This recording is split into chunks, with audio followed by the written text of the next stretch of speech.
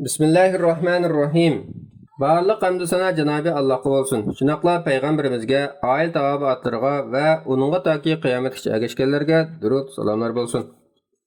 Savdoning to'g'ri bo'lishining shartlarining biri tovarning bahosi bilan tovar har ikkisi talash tartishga sabab bo'ladigan mavhumlikdan xoli bo'lishdir.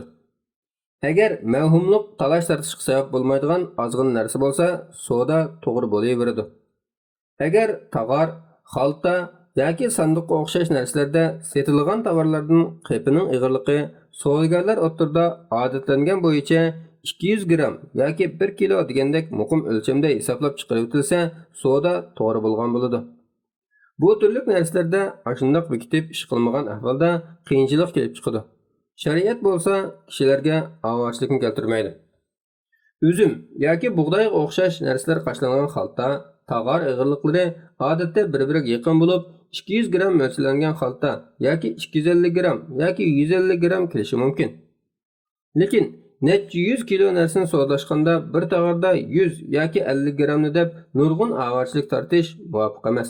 Shunga bundaq egiz pastliklar odatda tijoratchilar o'rtasida afu qilinib, rozi bo'lib ketadigan miqdor hisoblanadi.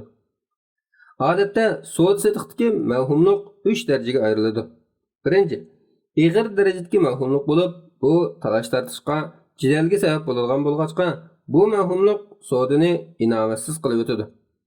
Rasululloh sallallohu alayhi vasallamning hadislarida bu turga doir savdo-sotiqlar cheklangan.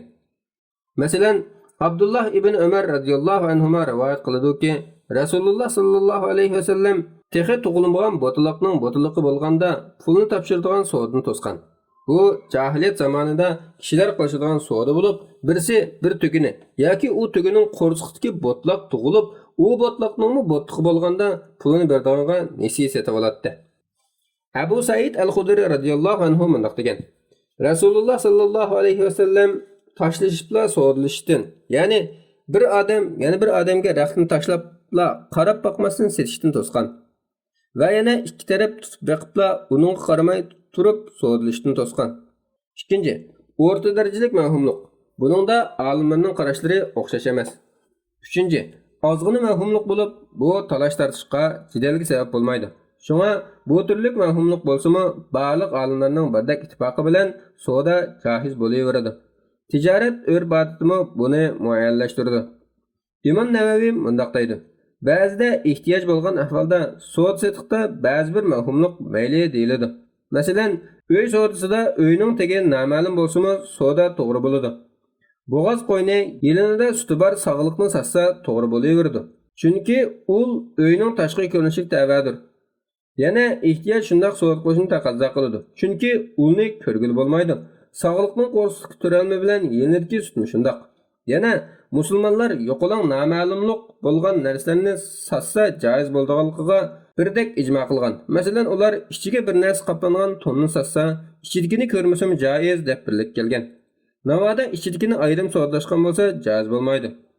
Yana musulmonlar bir oy degan 30 yoki 29 kun bo'lgan turuqliq uy, uloq, kiyim-kechak va shuningga o'xshagan narsalarni bir oy deb ijaraga berishning joizligiga birdek ijmo qilgan. Yana kishilar suv ishlatishda munchida qancha uzun turishda o'xshamaydigan turuqliq munchiga pul berib kirsa joiz bo'lganligiga birdek ijmo qilgan.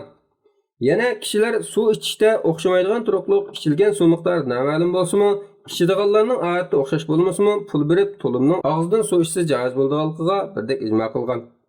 Buning aksicha, molning qo'rsiqdagi turamlarni, havodagi qushni setishning inovatsiz ekanligida birdek ijmo qilgan. Olimlar deydi: Mavhumlik sababidan savdoning batil bo'lishi yoki to'g'ri bo'lishi biz yuqorida bayon qilgan ishlarga bog'liq. U bo'lsa-mu mavhumlik bo'lib, qilishiga ehtiyoj bo'lsa, mavhumlikdan faqat ig'ir mushaqqat bilan saqlanig'li bo'lsa, mavhumlik ozg'ina bo'lgan ahvolda savdo joiz bo'ladi. Bo'lmasa, joiz bo'lmaydi. Shariat olimlari mavhumlikqa doir mundaq bir qoidani o'ttirib chiqargan. Talash tartishga sabab bo'ladigan har qanday mavhumlik savdoni buzuvdi. Yuqorqilarga asosan, mazkur savoldagi xalta ig'irligidagi mavhumlik savdoning to'g'ri bo'lishiga ta'sir yetkazmaydigan yengil darajada bo'lg'achqa, bu turdagi savdo to'g'ri bo'ladi. Agar rozi bo'lmaydigan darajada ig'ir bo'lib qolsa yoki tovar xaltalarni oldin jinglab, ondan qashlash qulay bo'lsa, tovar xaltalarni ayrim jinglash lozim. Vallohu alam. Fatvoda doktor Abdulaziz rahmatulloh.